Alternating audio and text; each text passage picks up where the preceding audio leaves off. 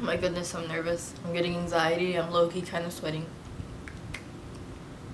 Hey guys, welcome back to my channel. If you're new, hi, my name is Alexis Danielle. I am 21 and I am going through my first heartbreak.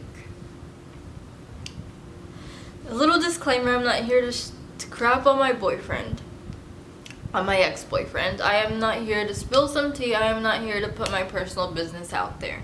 I am simply here to tell you guys there is a godly way to get over a breakup, and God has led me to make this video. Heartbreaks are hard, nonetheless, especially when you're a little bit older and in your 20s you kind of start dating for marriage. So with that being said, if you guys like this video, give it a thumbs up, hit that subscribe button, and let me go ahead and tell you this story. Okay guys, so a little background on my relationship before I'm really able to dig into the points that God has taught me within the last few days. So I was with my ex-boyfriend for 1 year and 3 months. This boy means everything, meant everything. I really don't know where I'm at with that. He's really, really special. He will always be really special. He was my first love. He was my first boyfriend.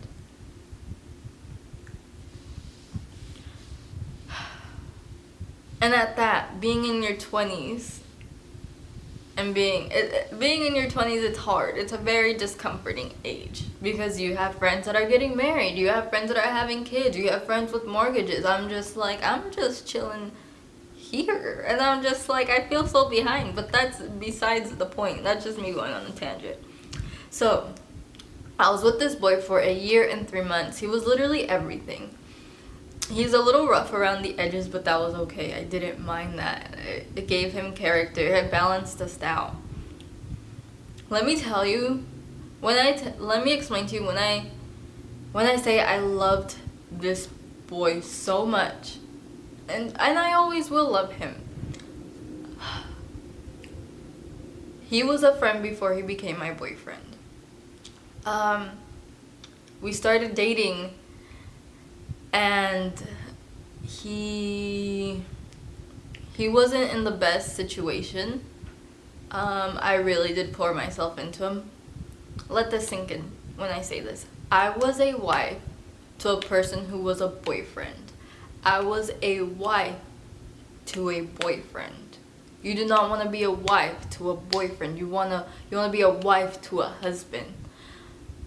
Everyone knows that my ex-boyfriend would not be where he was at if I did not love him, if I did not push him, if I did not believe in him as much as I believed in him, because at the time he did not believe in himself. So I poured so much of myself into him, into loving him.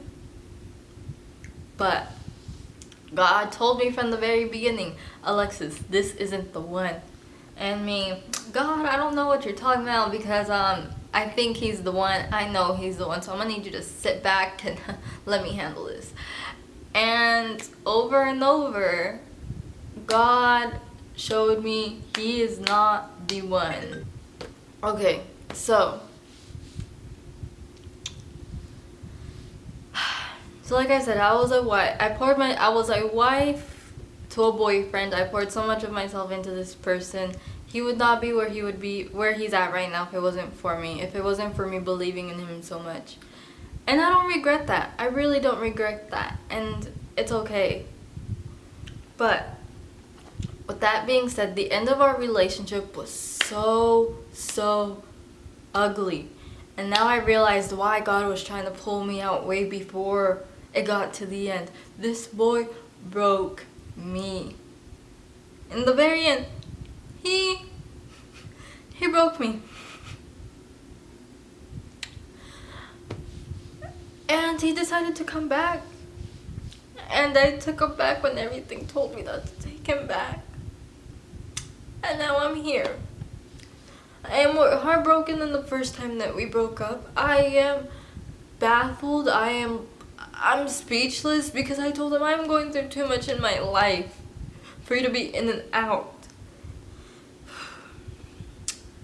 And we ended up breaking up over the weekend, and he told me I can't do this. It's basically too much. And then I was like, okay, but I'm not coming back, and we're not getting back together in a couple of weeks, in a couple of months.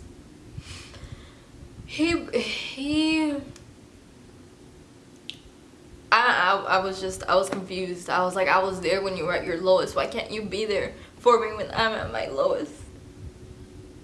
Why can't you pick me up the way I picked you up? Lesson learned, right?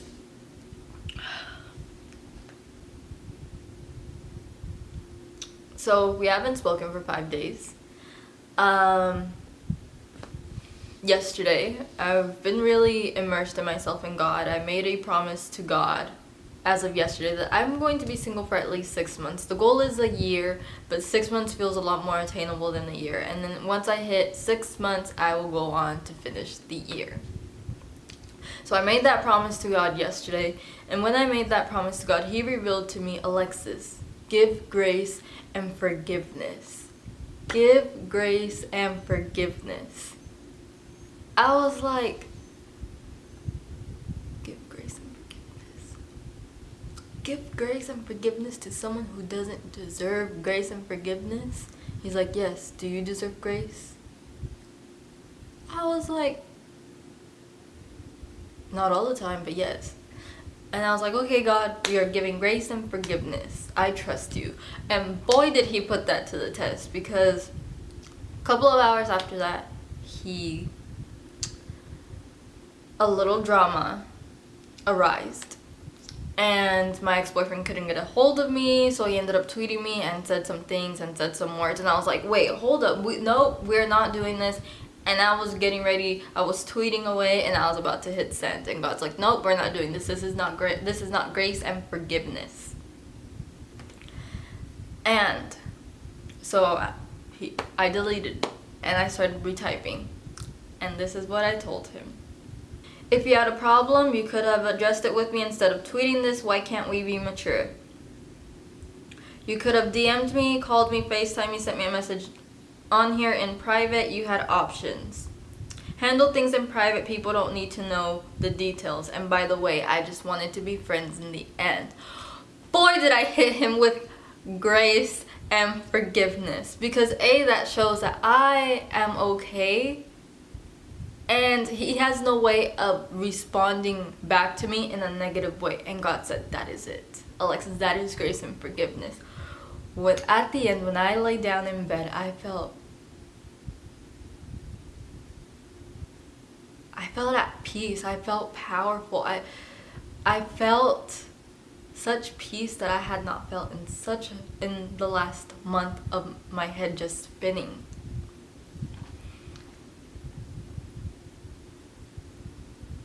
And he also said, God told me, He said, Alexis, pain heals. Pain heals. And I was just like, you're right. Pain does heal. I'm not going to feel like this forever. But it hurts. But he also said, learn from this. Do not ignore the red flags.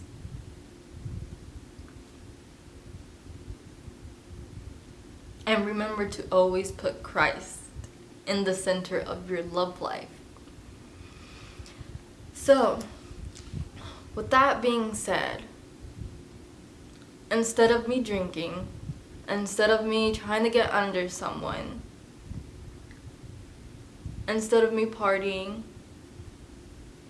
instead of trying to ease the pain with worldly things, I handled it in a way that God wanted me to handle. And I felt so much more peace and fulfillment handling it the way I handled it than the way the world is telling me to handle it.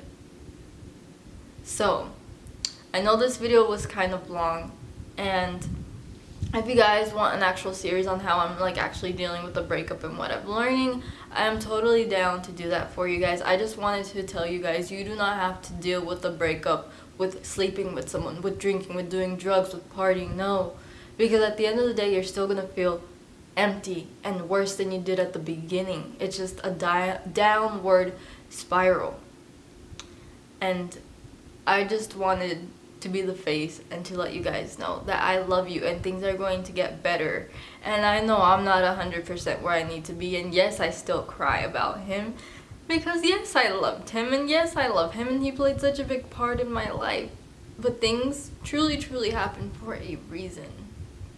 So I just wanted to say, if you guys are going through a breakup, I know what you're feeling. I love you guys so much. If you guys ever need me to pray for anything, leave comments down below. I am here for you guys. So I hope you guys were able to learn from this. I hope you took something away. I love you guys so much, and this is the start of a new chapter for me, and I'm super excited to be able to share it with you guys. I love you guys so much. Bye.